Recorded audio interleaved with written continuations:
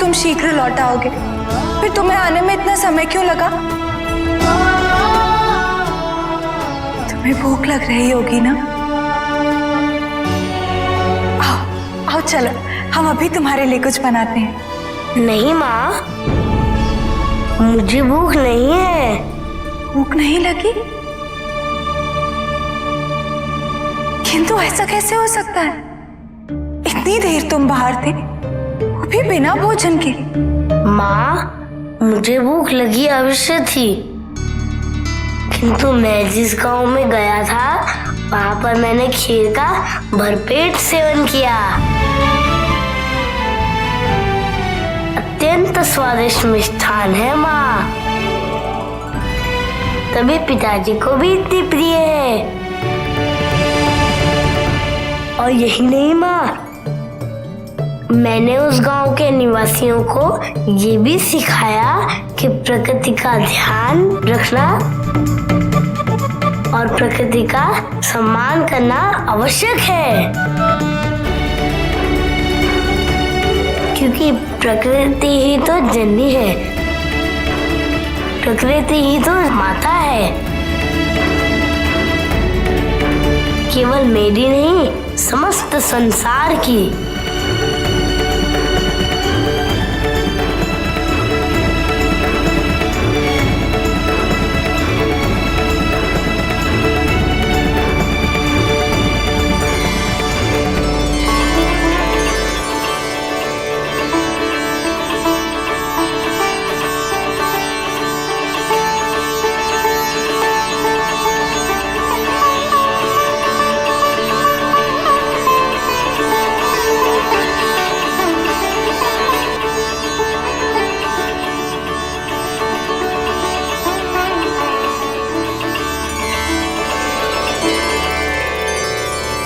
प्रभु,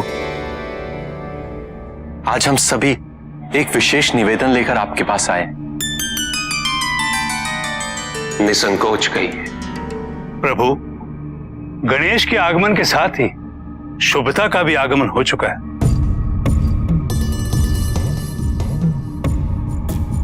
किंतु सभी मनुष्य अपने नश्वर जीवन को पोषित करने में और अपनी महत्वाकांक्षाओं की पूर्ति करने में इतने व्यस्त हो चुके हैं कि वो आध्यात्मिक जीवन के क्रियाकलापों व उद्देश्यों से विमुख हो चुके हैं। हम आपसे मार्गदर्शन प्राप्त कर मनुष्यों को सही दिशा दिखाना चाहते हैं। प्रभु, पूर्व काल में जिन ग्रंथों की रचना की गई थी, किसी कारणवश उन ग्रंथों का प्रकाश साधारण मनुष्यों तक नहीं पहुंच रहा है। उन मनुष्यों को अपने अंधकारमय जीवन से मुक्ति नहीं मिल रही है। प्रभु,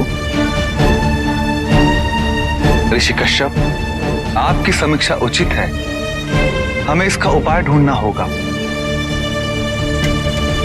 और इसका उपाय केवल महादेव के पास है।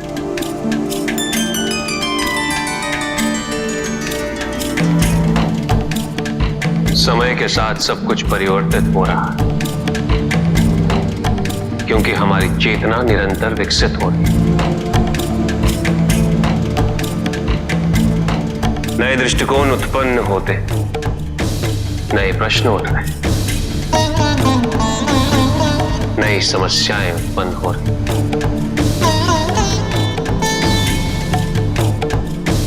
इन नई परिस्थितियों का सामना करने हेतु नियम, मान्यता, विचारधारा में परिवर्तन लाना अनिवार्य है।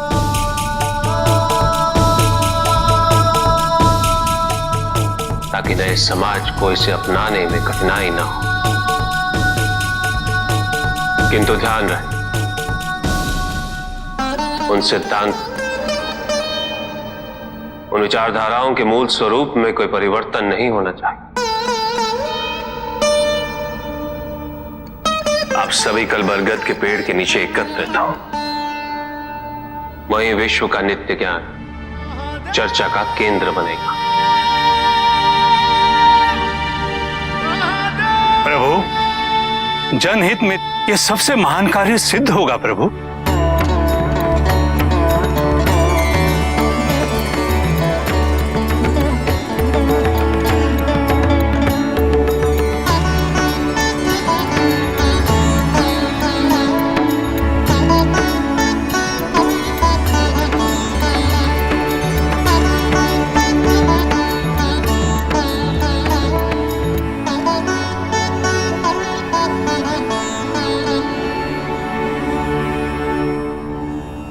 पिताजी, ज्ञान क्या होता है और उसकी चर्चा की क्या आवश्यकता है? जो अपनी व समस्त संसार की वास्तविकता से हमारा परिचय कराता है वो ज्ञान है पुत्र। ज्ञान के अभाव में समस्त संसार को, जीवन को समझ पाना असंभव।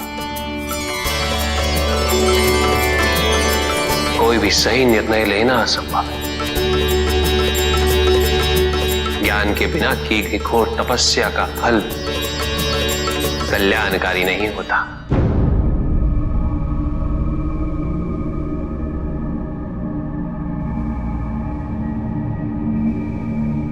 मुझे अथाह ज्ञान प्राप्त करना है पिताजी।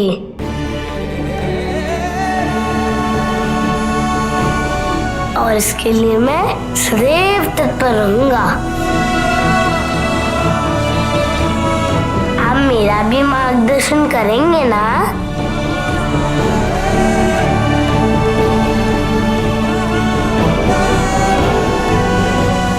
अवश्य पुत्र।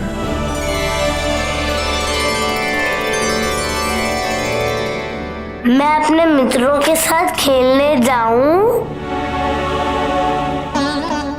जाओ पुत्र।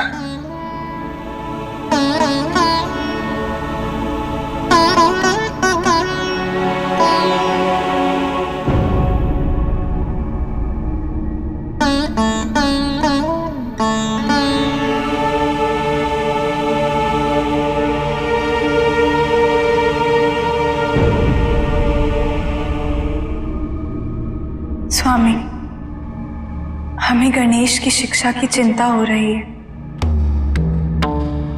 उसमें जिज्ञासा तो बहुत, किंतु गुरु बिन ज्ञान नहीं। पार्वती संतान के प्रथम गुरु तो उसके माता पिता ही होते हैं, जिनके आचरण से वो प्रथम पाठ सीखता है। और ये प्रक्रिया तो आरंभ हो चुकी है। तुम्हें ज्ञात नहीं पार्वती, कैसे गणेश ने अकाल ग्रसित क्षेत्र के निवासियों को प्रकृति का आदर करना सिखाया। इसलिए हम उसके समक्ष जीवन यापन के जितने भी उच्च उदाहरण प्रस्तुत करेंगे, उसका उतना ही ज्ञान वर्धन होगा।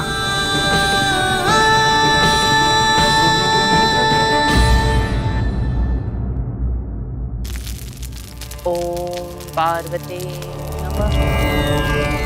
ओम पार्वती नमः। ओम पार्वती नमः। ओम पार्वती नमः। ओम पार्वती नमः।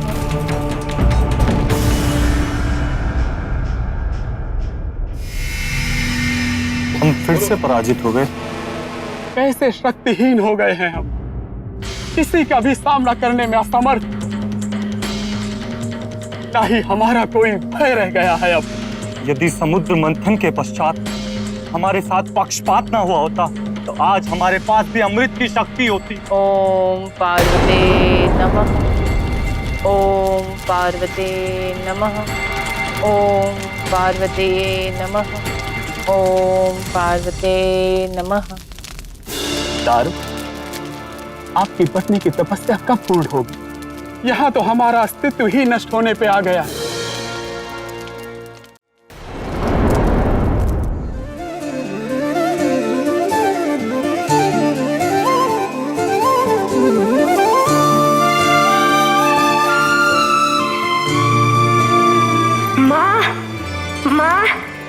माँ, मुझे भूख लगी है। पुत्र, तुम्हें थोड़ी प्रतीक्षा करनी होगी हमारी पूजा संपन्न होने तक।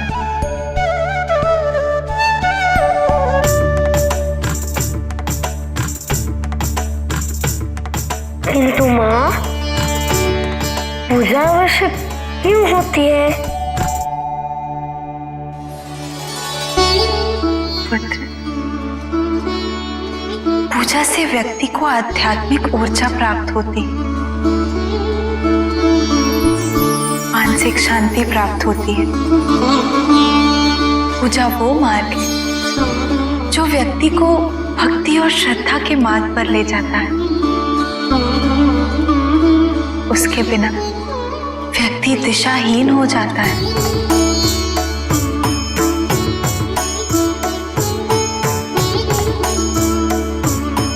आप किसकी भक्ति करती हैं? हम तुम्हारे पिताजी की पूजा करते हैं। पिताजी की? किंतु क्यों माँ? क्योंकि पुत्र, प्रेम की पराकाष्ठा ही तो पूजा है। तुम्हारे पिताजी समस्त संसार के कारक हैं। इसी कारण हम उनके पार्थिव शिवलिंग की पूजा करते हैं।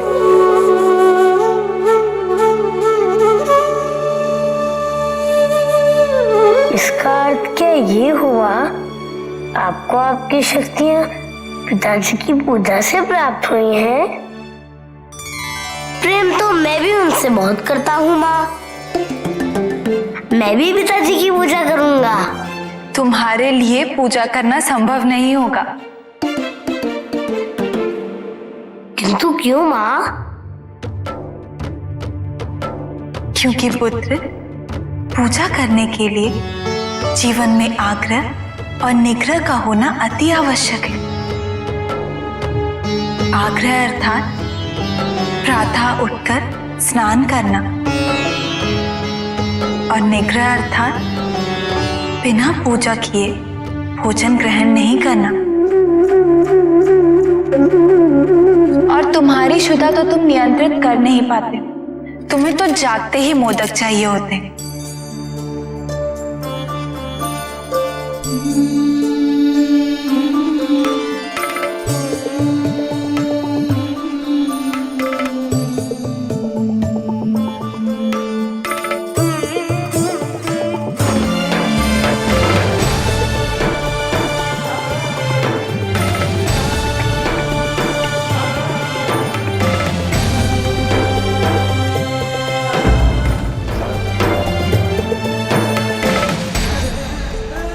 चलो पुत्र।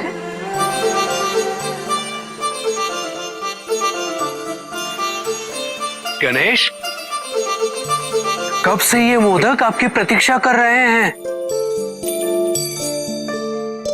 किंतु आज आपने इन्हें ग्रहण ही नहीं किया है।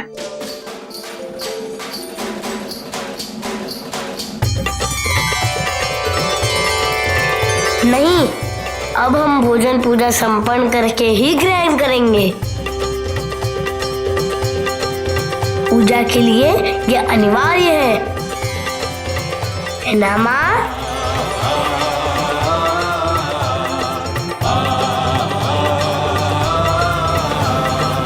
किंतु भूखे रहकर पूजा में ध्यान कहाँ लग सकेगा?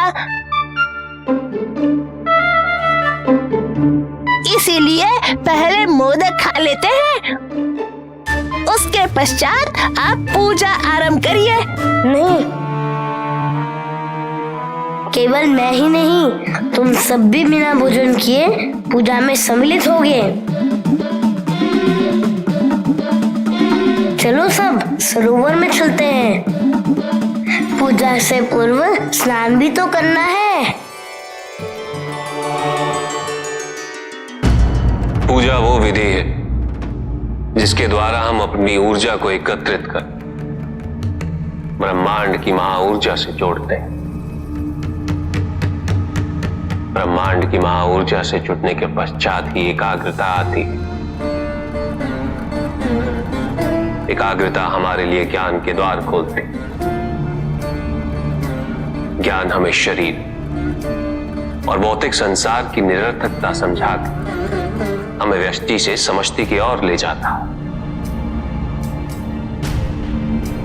हमारा मन स्वार्थ, क्रोध, काम और अन्य कामनाओं से उठकर हमें वास्तविकता के समीप ले जाता, जहां इस समस्त संसार का सत्य निहित है। अपने अंतः से मुक्त होकर हम जितना बाहर देखेंगे उतना ही भटकेंगे, और भटकने का अर्थ है पाप की ओर अग्रसर होना। क्योंकि तुम्हारे बाहर खड़ा भौतिक संसार तुम्हें आवश्यकताओं द्वारा सदैव भटकाने हेतु तत्पर रहता है।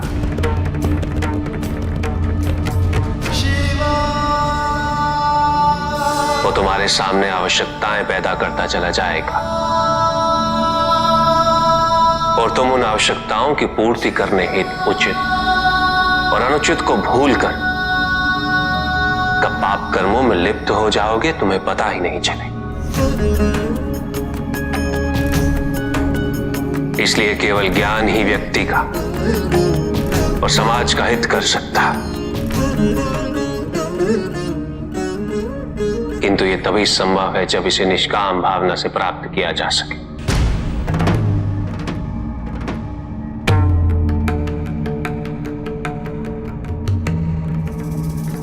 ओम पार्वते नमः।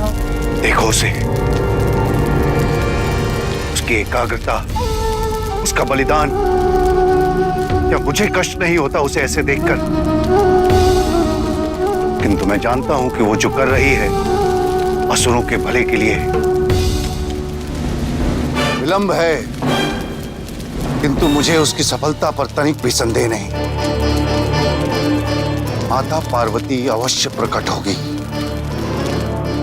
और दारुका उनसे जो वरदान मांगने वाली है वो सुनने में तो जगत कल्याण का माध्यम प्रतीत होगा, किंतु वास्तव में वो केवल असुरों के वर्चस्व को पुनः स्थापित करने का माध्यम बन जाएगा। ओम पार्वते नमः। ओम पार्वते नमः। जब तक संसार में स्वार्थ हेतु पूजा होती रहेगी इस संसार से कष्ट दूर होना संभव नहीं। जिस धर्म का निर्माण स्वार्थ से मुक्त होने हेतु हुआ था, सब उसी धर्म को स्वार्थ पूर्ति का साधन समझने लगे।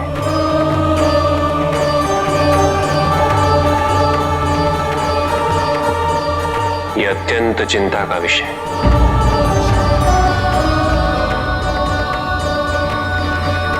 आज के लिए इतना। आगे की चर्चा हम शीघ्र ही आरंभ करेंगे।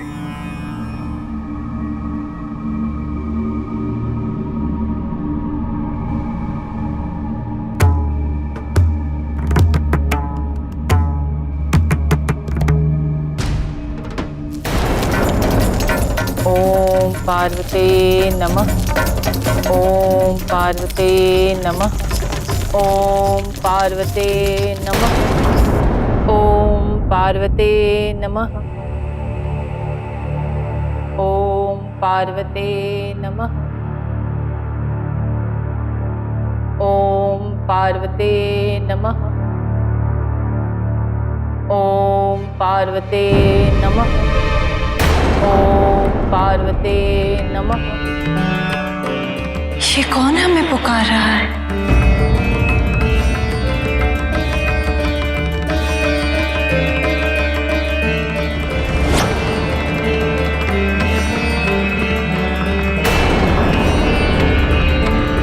दारुका?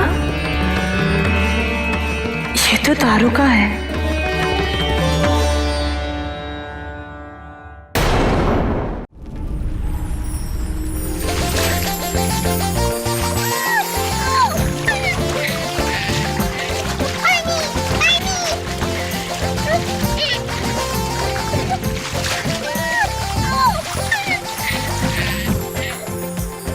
मित्र, इतने शीतल जल में स्नान करने की आवश्यकता क्या है? क्योंकि स्वच्छ मन के लिए स्वच्छ शरीर अनिवार्य होता है और स्वच्छ शरीर आत्मा की स्वच्छता के लिए अति आवश्यक होता है।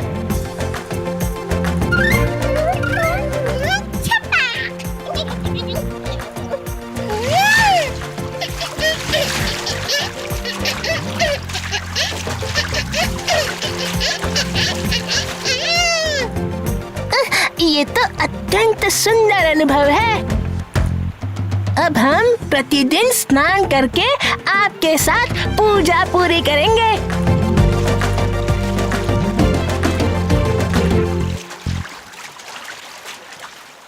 ओम पार्वते नमः।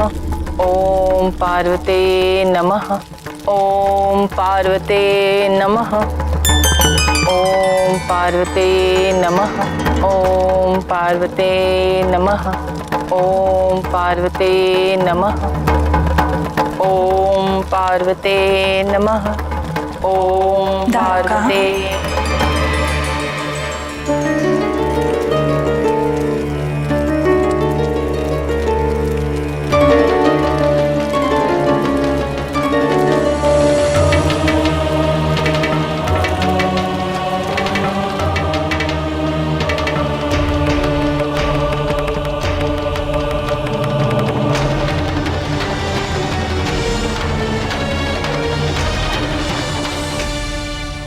माता,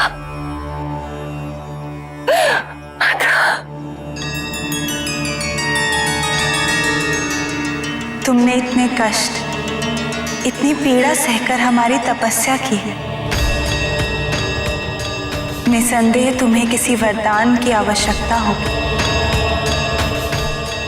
मांगो दारुका, क्या वरदान मांगती हो? माता, मुझे वरदान दीजिए कि ये सारे संपदाओं से युक्त वन की मैं स्वामिनी बनूं और अपनी इच्छा से पृथ्वी पर कहीं भी इस वन को मैं ले जा सकूं। इस वरदान से क्या लाभ होगा तुम्हें? अपने लिए नहीं, मैं ये वरदान सारे संसार के लिए मांग रही हूँ माता। इस संसार में कितने ऐसे मानव व जीव हैं जिन्हें इस वन के प्राकृतिक संसाधनों की आवश्यकता है, किंतु वो यहाँ पहुंचने में असमर्थ है। आपके इस वरदान से मैं इस वन को उन स्थानों पर पहुंचाने में सक्षम रहूंगी जहां इसकी आवश्यकता सबसे अधिक है।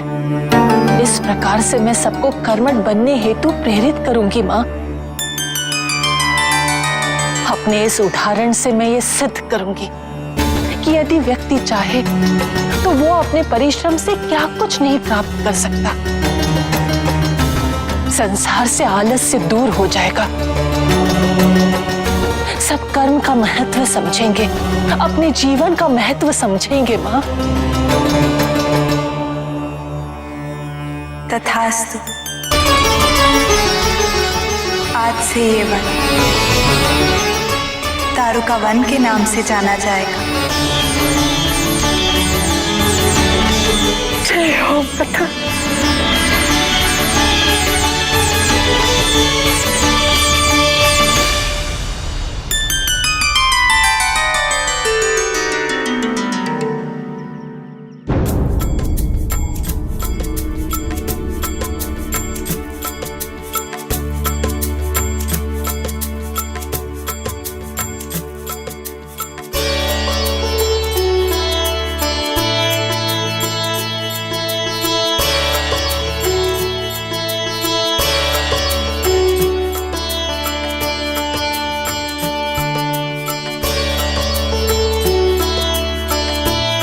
शिवलिंग पे जल अर्पित किया जाता है।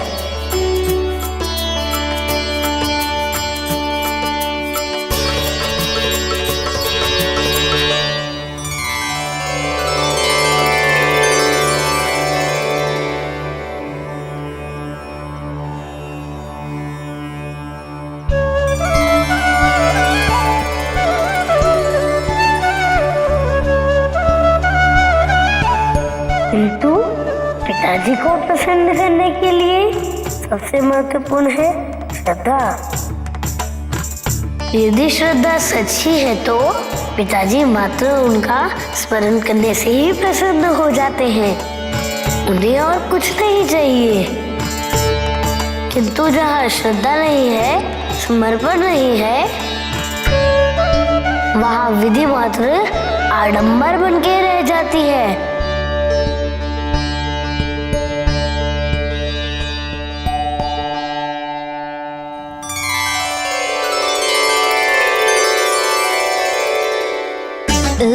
ये तो महादेव की पूजा में इतने लीन हो गए हैं कि पेट पूजा के बारे में भूल ही गए।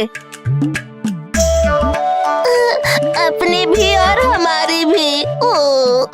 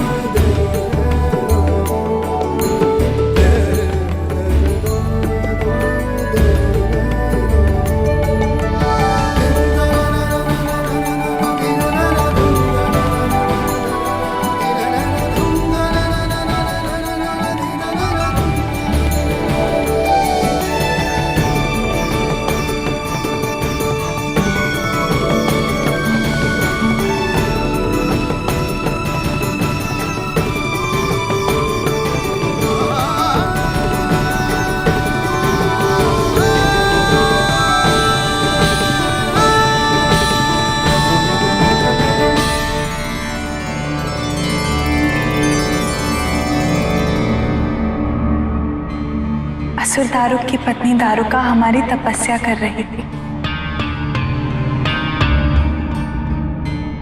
अत्यंत कठोर तपस्या। इतनी पीड़ा सह रही थी केवल हमें प्रसन्न करने हेतु।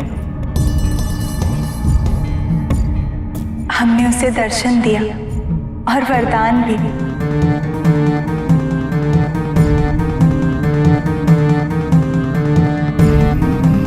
तपस्या सफल हो तो वरदान देना अनिवार्य है पार्वती, किंतु वरदान मांगने वाला प्रायः उस वरदान से उन्मुक्त हो उस वरदान का दुरुपयोग करने लगता है, और वही वरदान संसार के लिए अभिशाप सिद्ध होता है।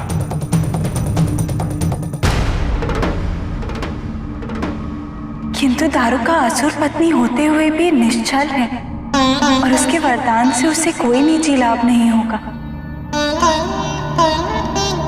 उसका उद्देश्य ही जगत कल्याण है। बहुत उच्च कोटि के विचार हैं उसके स्वामी।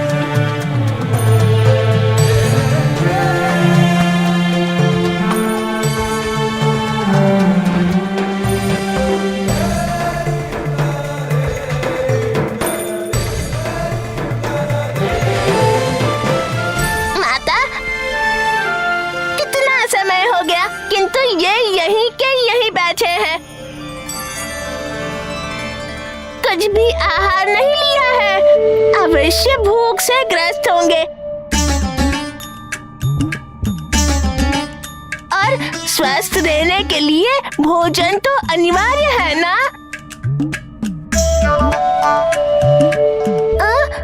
माता कुछ कीजिए। गणेश की शुदाब हम शांत करेंगे।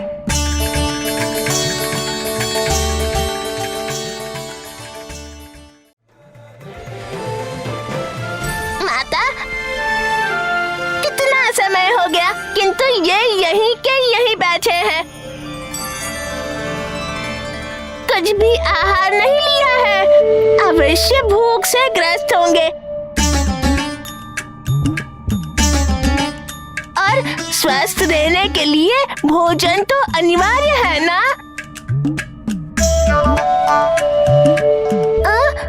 माता कुछ कीजिए। गणेश की शुदाब हम शांत करेंगे।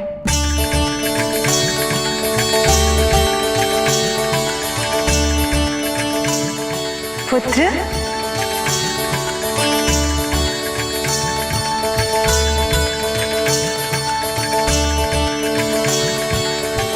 चलो पुत्र उठो। आज पहले दिन के लिए इतनी पूजा बहुत है।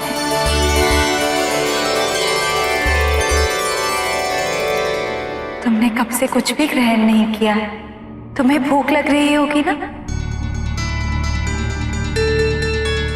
आओ भोजन ग्रहण करो।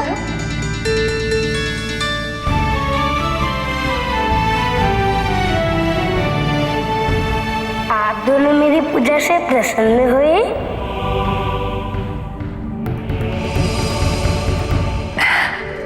अवश्य पुत्र।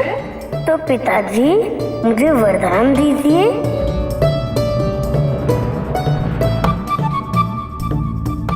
वरदान? क्यों? आप जिस भक्त की पूजा से प्रसन्न होते हैं उसको वरदान देते हैं। यदि आप मुझसे प्रसन्न हैं तो मुझे भी मेरी इच्छा अनुसार वरदान प्राप्त होना चाहिए।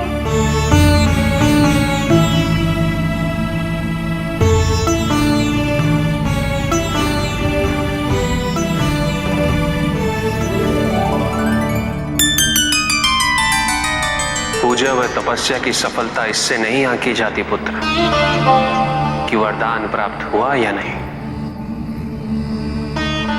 सफलता का मापदंड ये होता कि तपस्या करने वाले को किस सत्य की अनुभूति हुई और उसे क्या आत्मज्ञान प्राप्त हुआ। प्रत्येक वरदान के पीछे एक अत्यंत महत्वपूर्ण कारण भी होना चाहिए और वरदान देने वाले के लिए उस कार्य और उस मंशा को समझना अति आवश्यक होता।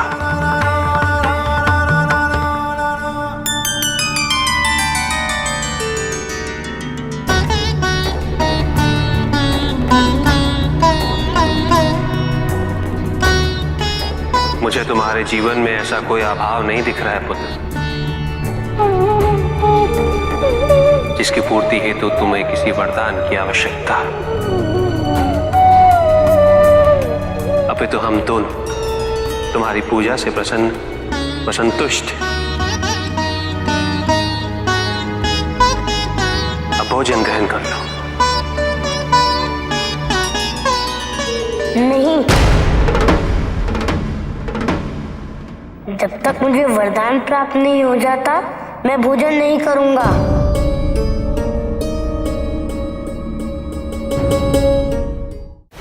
रानी दारुका की, रानी दारुका की, रानी दारुका की, रानी दारुका की, रानी दारुका की, रानी दारुका की, रानी दारुका की, रानी दारुका की।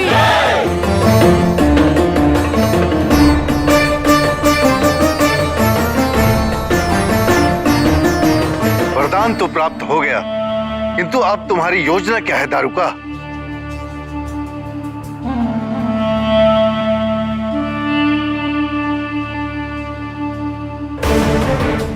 ये वन, ये दारू का वन,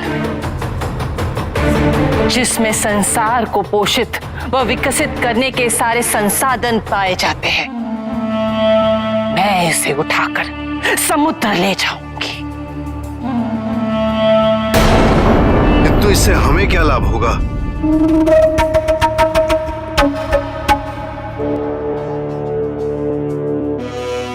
इस वन तक पहुंचना किसी के लिए भी संभव नहीं होगा। इस वन का सुख केवल असुरों को ही प्राप्त होगा। ये वन आसुरों के शक्ति का साधन बनेगा। हम वहां पृथ्वी पर आक्रमण करके सबको अपना दास बना लेंगे। सभी मनुष्य यंत्र की भांति जीवन यापन करेंगे। दिन रात सबसे मैं परिश्रम करवाऊंगी। पूजा पाठ, चिंतन मनन, संगीत, सत्संग सब पर पूर्ण विराम लगाऊंगी। और जब कोई पूजा ही नहीं करेगा तो वरदान कैसे प्राप्त करेगा? और यदि वरदान नहीं पाएगा तो हमसे अधिक शक्तिशाली नहीं बन सकेंगे। किंतु महादेव, पूर्व में ऐसी परिस्थिति जब भी उत्पन्न हुई है, महादेव ने हस्तक्षेप किया है और उनके हस्तक्षेप का अर्थ है हमारी पराजय।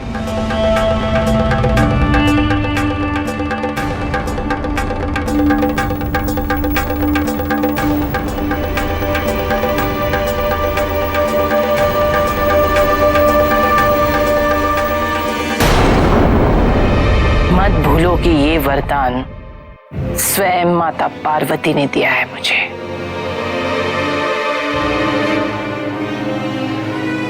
जब माता पार्वती की कृपा हमारे साथ है तो भला महादेव भी हम आसुरों को कैसे रोक पाएंगे?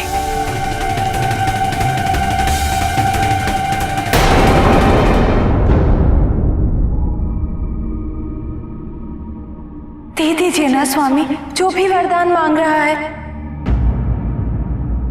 अन्यथा ये भोजन ग्रहण नहीं करेगा।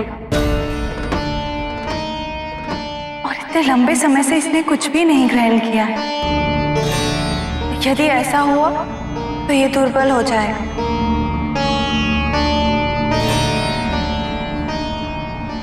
कहो, क्या वरदान चाहिए तुम्हें? मैं ये वरदान मांगता हूँ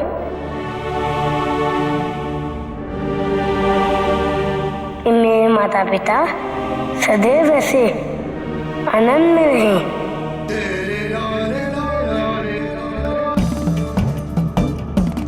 एक साथ आदर्श माता पिता बनकर और सदैव मेरा मार्गदर्शन करते रहें।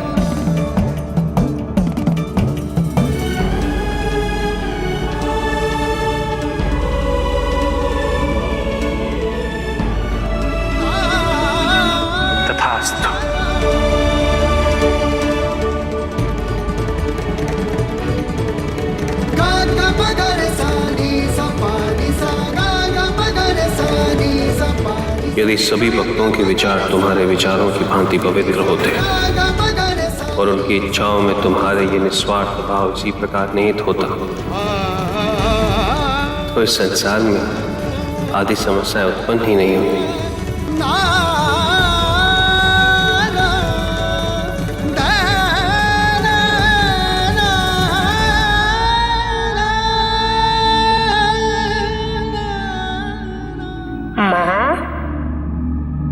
मुझे और मेरे मित्रों को बहुत भूख लगी है। क्या हमें आपके द्वारा बनाए मोदक मिल सकते हैं?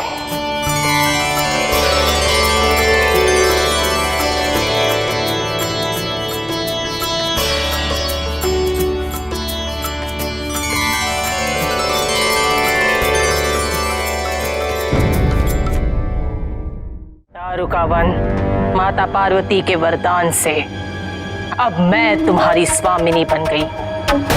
मैं तुम्हें आदेश देती हूँ, मेरे साथ चलो। चलो।